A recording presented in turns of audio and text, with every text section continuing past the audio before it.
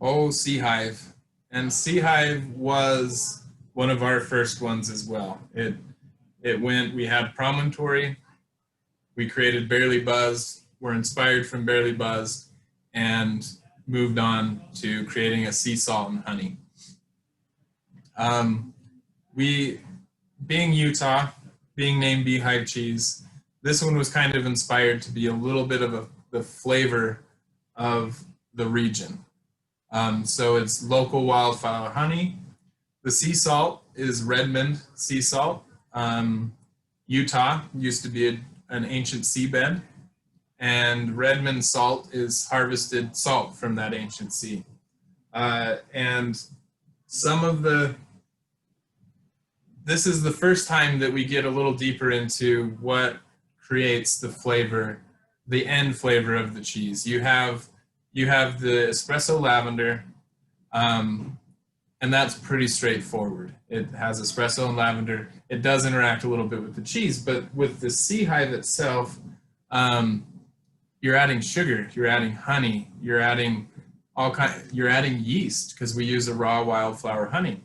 So all of those things come together and not only flavor the cheese, but they interact with the paste of the cheese and the aging process, because the rubs of each of these are applied right after the cheese is made. It ages its whole life with the rub on the outside. With the apple walnut's excluded, but we'll get there when we get there. So what you'll taste is the base recipe of the cheese is more creamy. It's made with Jersey cow's milk. The cultures we use tend to go in a more savory, sweet direction than in a really sharp direction. However, as far as a little bit of sharpness and acidity, the Seahive is our most acidic cheese. And a lot of that comes from that extra sugar in the honey. It's a real goal of ours when we flavor cheeses, is not to have the cheese be the delivery method for the flavoring. It's to have a flavoring, different ingredients, honey and salt, to work in tandem with the cheese, to change it in a way where they match up together, and create something better than the two halves. You know, the whole is better than the sum of its parts. So sea salt and honey, right from the beginning, when you taste it, I get quite a bit of kind of a lemon flavor.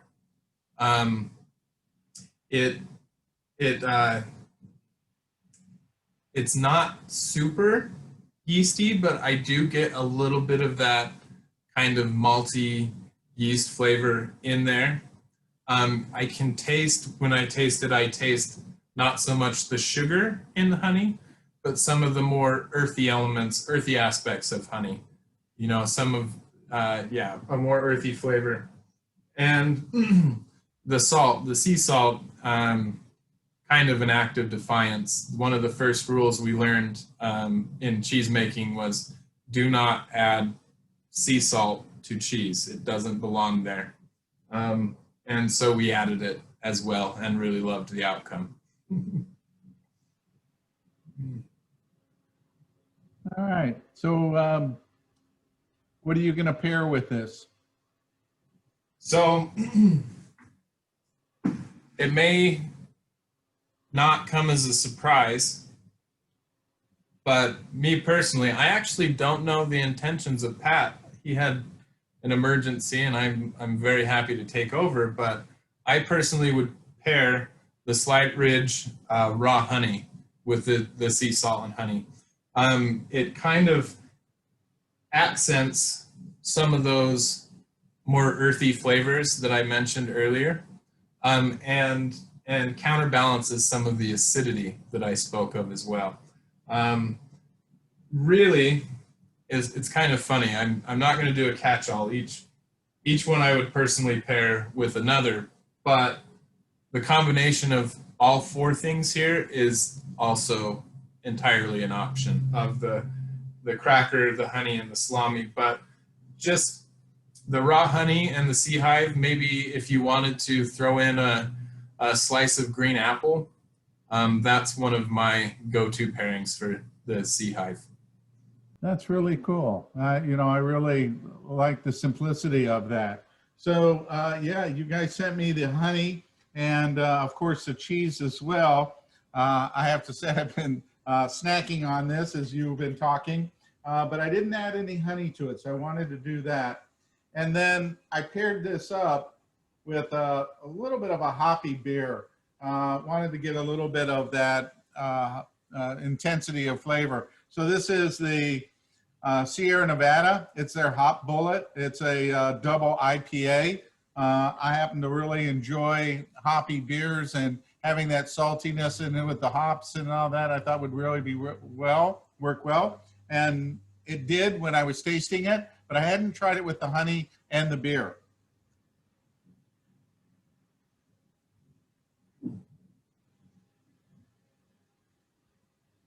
Wow, that's really, really flavorful.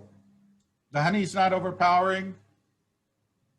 It brings, it actually settles the saltiness down, because there's that saltiness that you initially come by, but it virtually disappears.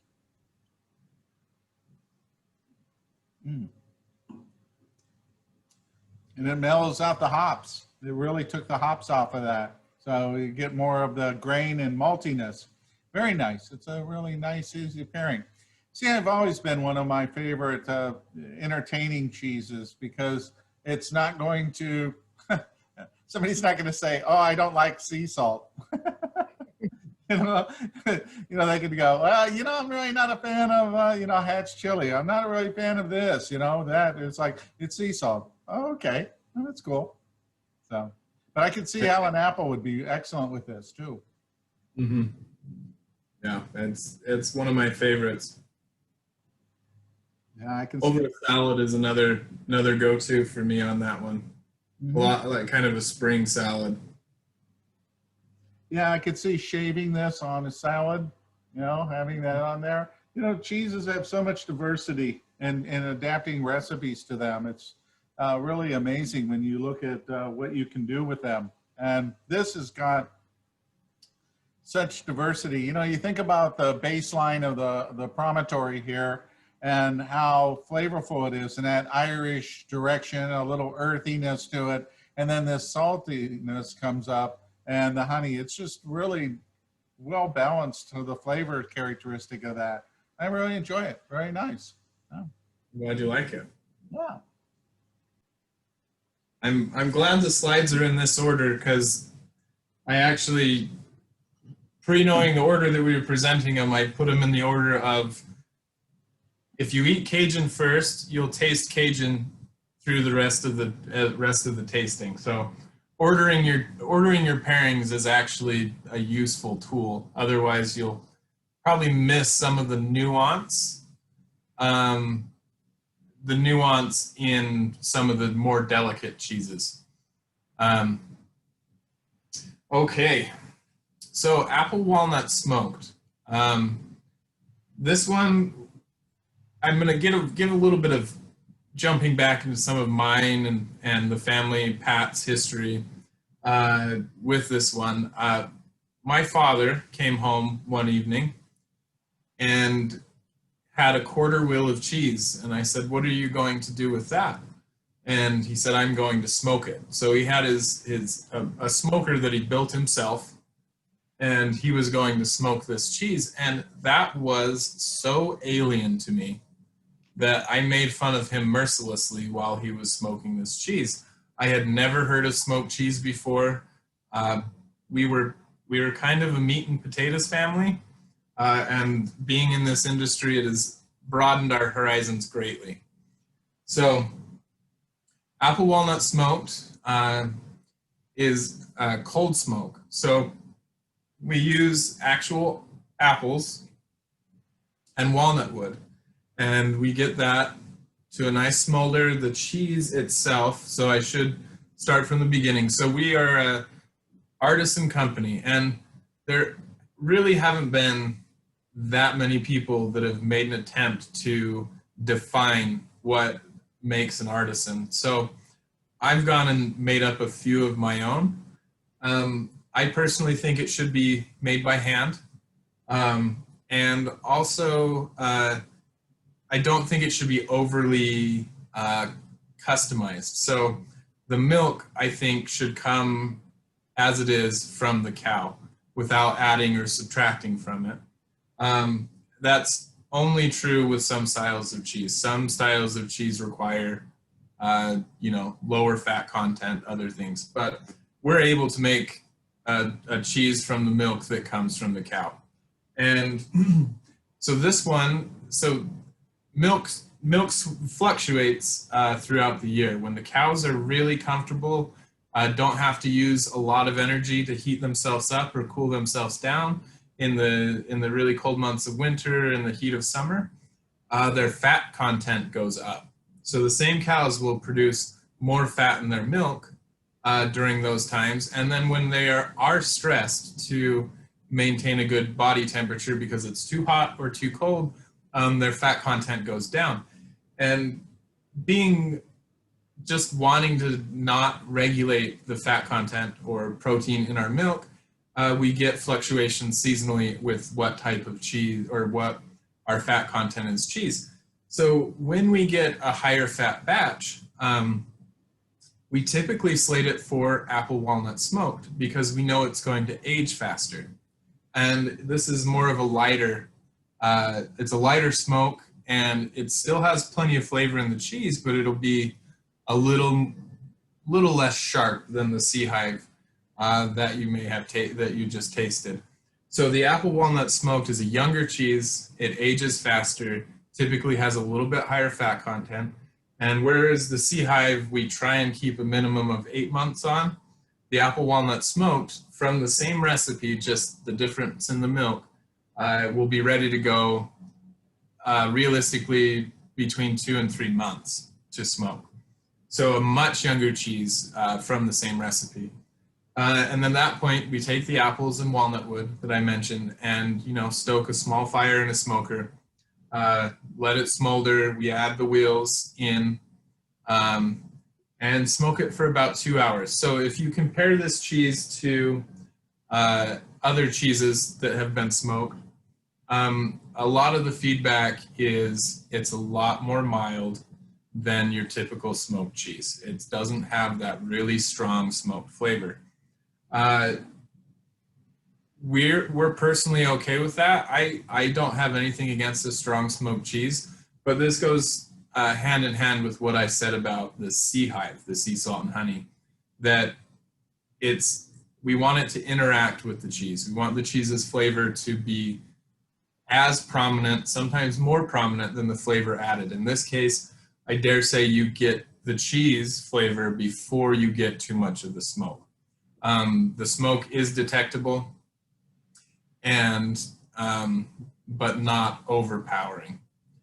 And Michael, again, I didn't hear Pat's intentions on this pairing, but when I saw these 3 things on here with these 3 cheeses, my immediate pairing is the apple walnut smoked with the Creminelli salami. So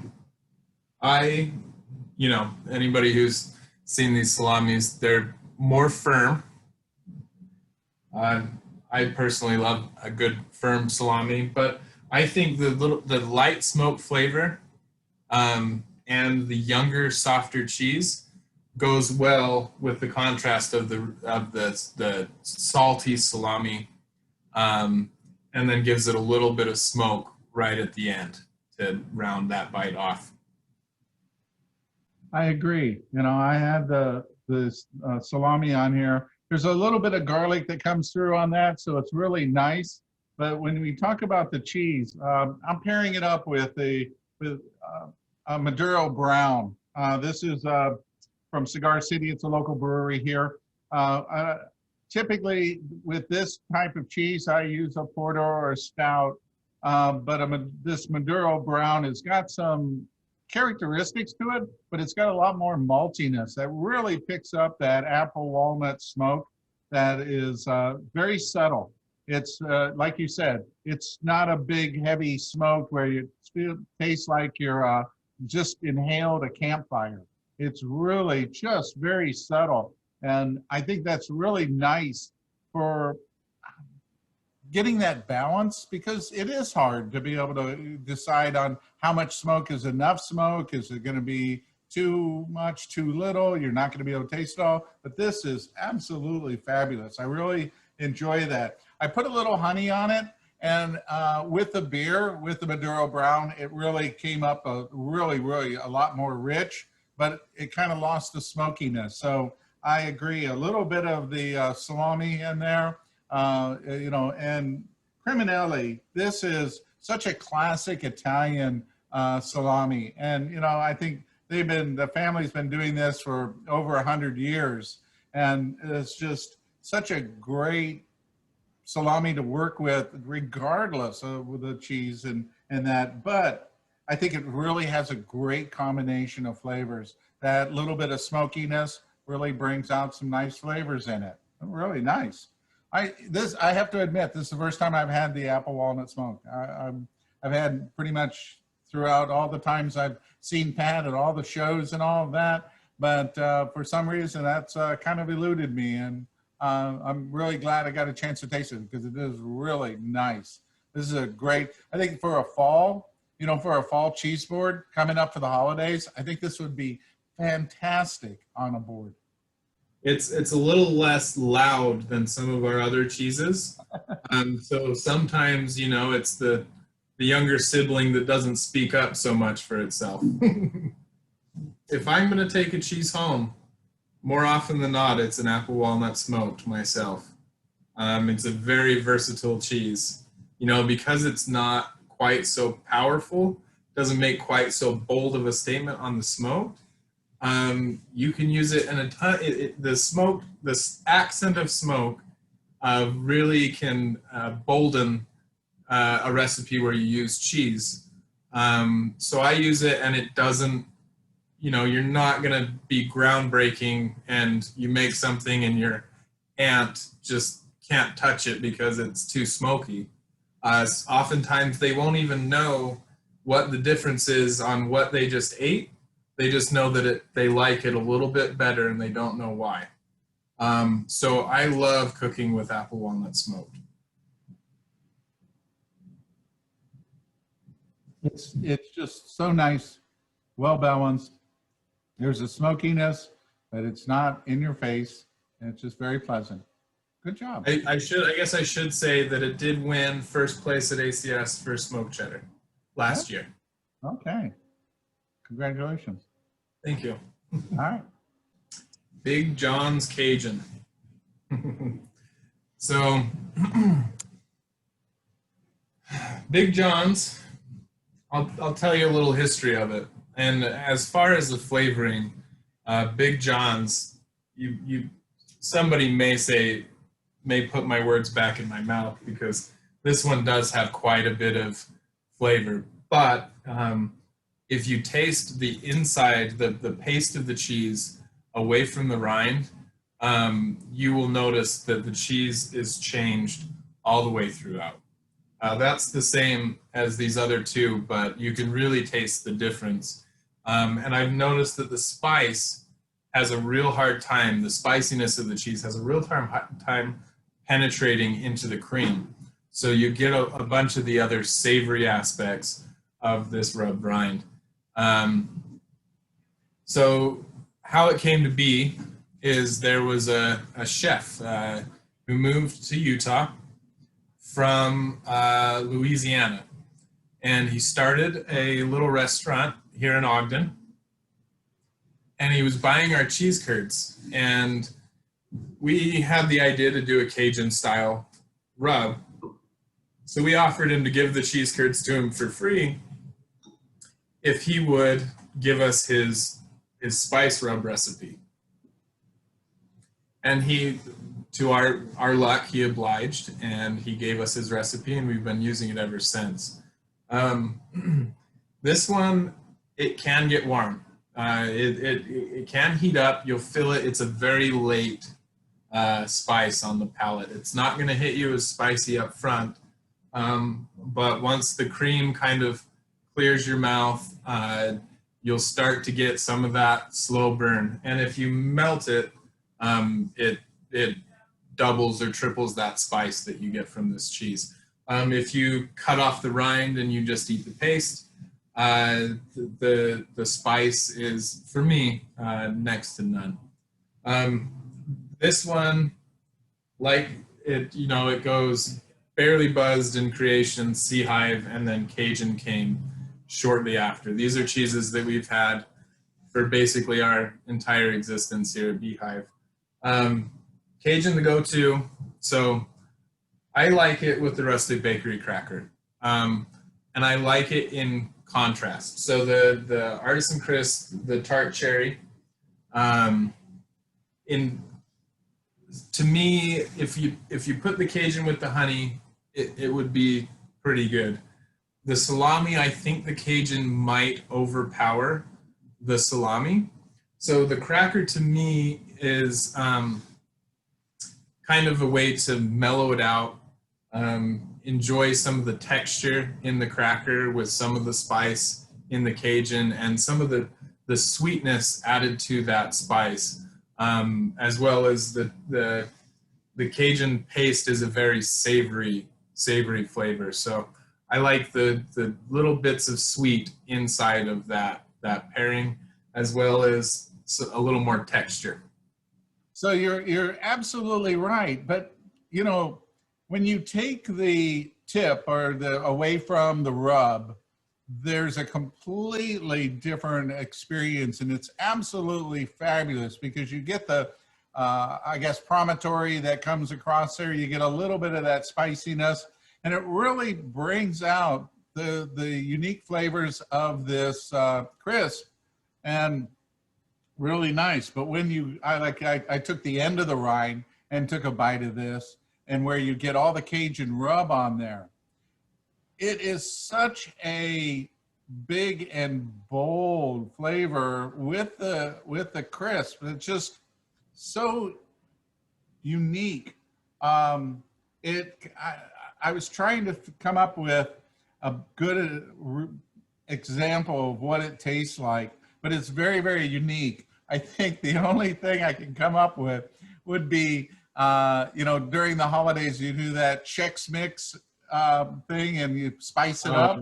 That would probably be as close as you could get, but it's not, because it's got a little sweetness to it. It's got a little bit of a heat to it. The spiciness is in there, the cream, the tanginess. It's just really an interesting flavor characteristic. You know, I think that even if you're not a big fan of a little bit of heat, it's tolerable. It's good. I'm not I'd never be able to do ghost peppers. You know, I'm not that kind of guy. I really like the taste, the spice, not the heat as much, but I do enjoy a little bit, and that's where this really comes in. I'm pairing this with a Stella. I want something that will clean my palate, that'll just wash it. And this light lager does a great job of being able to do that. So I get refreshment out of it, then not as much of an accompaniment, but as a resetter. I kind of enjoy how straightforward it is. You know, it's a little bit of spice, a lot of savory. I personally, when I eat it, I remove the rind most of the time myself. I enjoy what the rind does for the cheese, but I enjoy the cheese. I kind of enjoy the creation of the two. I'm not adverse to eating the rind. I think it's a great taste. But me personally, that's my preference. If I remember right, I believe that your dad has been showing a video of you rubbing the rind for a long time. Yep, it's proof that I was there rubbing cheese for a very long time. And that specific video, I needed a face mask and goggles because we got a quite potent batch of cayenne. And it was everything I could do to not just be a hot mess. We talked about how we ended up in Utah. It's kind of, it always strikes me as kind of ironic that we named our company after a Utah company, which is really, you know, our family has been in Utah for generations, and we embraced the Utah. We needed our grandmother to show us the light and tell us, why do you want to go anywhere else? Why don't you do it here? The awards have been just a blessing for us. Just to be validated, be the people who tried something new, branched out of what you're comfortable with, work really hard, and actually create something that resonates with people. And now people can share this experience with their friends and family. And that's what keeps us going. Ollie, I want to thank you so much for standing in and coming here, and you did a great job. I always enjoy being able to spend a little bit of time with you. It's been way too long, and I'm glad that this worked out so you're able to come in and play. I'm glad to be here. All right. Well, again, thank you so much. I appreciate the cheeses. We're going to sit down and have a nice happy hour with some nice cheese and charcuterie. So again, thank you very much. And especially for taking the time today. Yeah, I will say when Pat showed up with 3 pieces of cheese, salami crackers, and a thing of honey, I thought he was bringing me lunch. And then here comes the ask from him. But no, I really enjoyed it, and I'm happy to be here anytime. All right. I certainly appreciate it. Thanks a lot. And I'm sure we'll talk soon. Thanks so much. Thank you. All right. Take care.